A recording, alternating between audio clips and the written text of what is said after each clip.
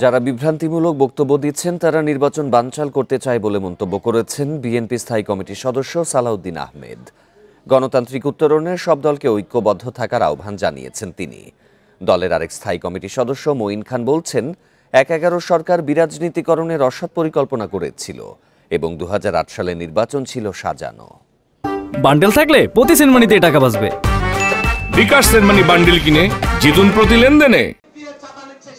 BNP chairperson Begum Khaleda জিয়ার ৮১তম জন্মবার্ষিকী উপলক্ষে শনিবার দলের প্রধান কার্যালয়ে দোয়া মাহফিলের আয়োজন করে যুবদল।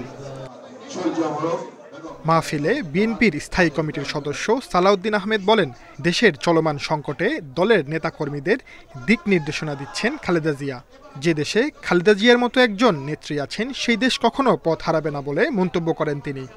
আজকে যারা গণতন্ত্রের বিরুদ্ধে বিভিন্ন রকমের বক্তব্যের মধ্য দিয়ে নির্বাচনের বিষয়ে শঙ্কা প্রকাশ করছে, তারা গণতন্ত্রের পক্ষে শক্তি নয়। তারা হয়তো কোনো না কোনো কারণে নিজের কথাগুলো ইনিয়ে বিনিয়ে বলছেন যাতে করে নির্বাচনকে বিলম্বিত করা যায় অথবা বানচাল করা যায় অথবা নির্বাচন অনুষ্ঠান না হোক সেটা চায়। প্রেস ক্লাবে জুলাই অভ্যুত্থানের বর্ষপূর্তি উপলক্ষে শহীদদের স্মরণে আলোচনা সভা ও দোয়া মাহফিলের আয়োজন করেন ঢাকা কলেজের প্রাক্তন শিক্ষার্থীরা। এতে অংশ নিয়ে বিএনপির স্থায়ী কমিটির সদস্য আব্দুল মঈন খান বলেন, ফেব্রুয়ারিতেই নির্বাচন হবে এবং অন্তর্বর্তী সরকারকে সুষ্ঠু নির্বাচনের জন্য যৌক্তিক সময় দিয়েছে বিএনপি। 111 সরকার বাংলাদেশকে বিরাজনীতিকরণের জন্য একটি অসৎ পরিকল্পনা করেছিল।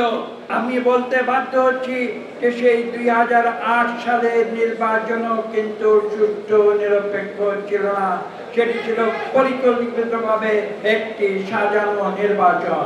একই অনুষ্ঠানে বিএনপির সিনিয়র যুগ্ম মহাসচিব রুহুল কবির রিজভী বলেন, অনেক উপদেষ্টা নামে বিভিন্ন অভিযোগ পাওয়া যাচ্ছে, যা শেখ হাসিনার দুর্নীতিরই পুনরাবৃত্তি।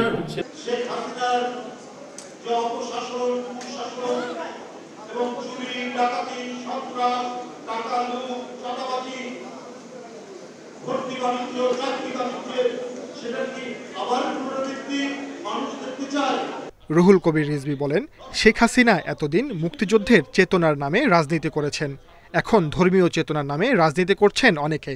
আবার নতুন করে আবার অন্য চেতনা আমরা দেখছি ধর্মের নামে। Sajjad Hossain, independent news, Dhaka.